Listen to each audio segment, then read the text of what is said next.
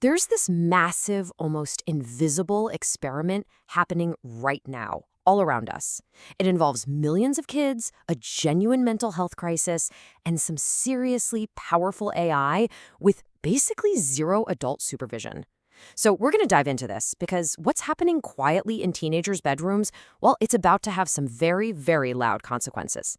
Let's just start with a number, 5.4 million.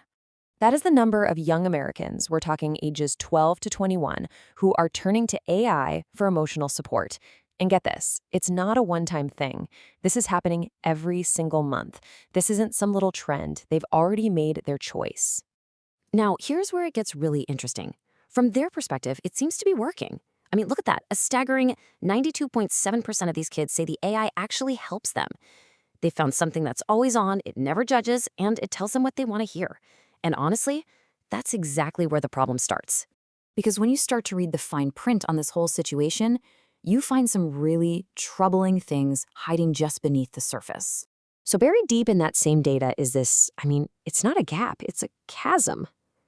Black respondents were 85% less likely to find the AI's advice helpful. 85%. That suggests these AI models have these huge, baked-in cultural blind spots, and they could be making things even worse for communities that already struggle to get access to human care. And that really gets to the core conflict here, right? Tom Insel, who used to run the National Institute of Mental Health, he just nails it with this quote. Think about it. Real therapy, it isn't supposed to just make you feel good. It's supposed to help you change, and change is hard. It requires being challenged. So you end up with two completely different goals. A human therapist's entire job is to help you grow. But an AI chatbot, at least as it's built today, its job is just to keep you engaged, to keep you typing. One is about clinical outcomes, and the other is just about metrics. And believe me, this is about to get way more complicated. The next wave of this tech, what the experts are calling agentic AI, it won't just sit there and wait for you. Imagine an AI that actively messages you, that nudges you, that follows you across the internet, all to keep you hooked. For a teen who's already vulnerable, that line between a helpful friend and something much more like a predator could get really blurry really fast. Okay, but the world is finally starting to wake up to all this. We're actually seeing this global response from the very top levels of policy all the way down to the clinicians on the front lines. Let's take a look. So first up, the World Health Organization just made a huge move. They're basically sounding the alarm, saying we have to start treating all generative AI as a public mental health issue. We're not just talking about those niche therapy apps anymore. We're talking about the big ones like ChatGPT that millions of kids are using every day. The WHO is saying the risk isn't hiding in some corner of the App Store. It's already on everyone's phone. And then you have the story from the ground up out of Northern California. 2,400 mental health providers at Kaiser Permanente went on strike, and AI was right there, listed as a reason why.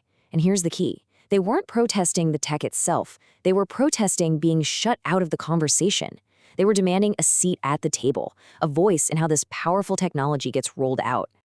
And that fight for accountability brings us to the climax of this story.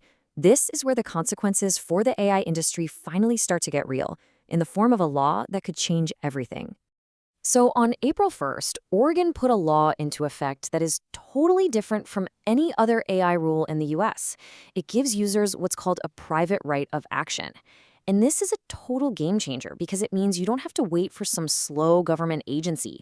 It puts the power to sue directly into the hands of any person who feels they've been harmed. And here's how it works. If you're harmed by a violation of the law, you can sue for $1,000 per violation.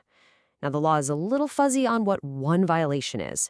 Is it a single chat session or is it every single harmful message?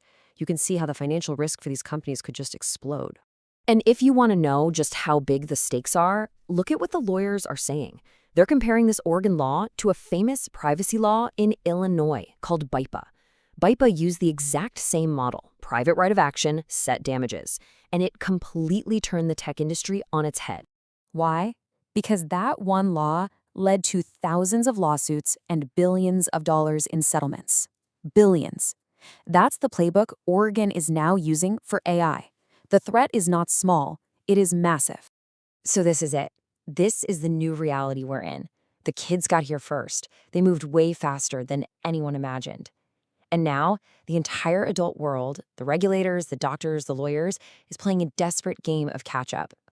And let's be crystal clear about why this is so damn urgent. You have to see these two numbers side by side. On one hand, Pew Research says nearly 2/3 of American teens have used an AI chatbot. Almost a third use one every single day. On the other hand, as of last year, 1 in 5 US teens had seriously considered attempting suicide. That's the collision we're watching in real time.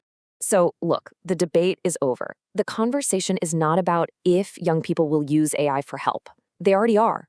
All 5.4 million of them. The real conversation, the only one that matters now, is what are we going to do about it? The kids have made their choice. The technology is already everywhere, and the consequences are just beginning to roll in. The only real question left is, can the adults catch up and build the rules for this new world before it's too late?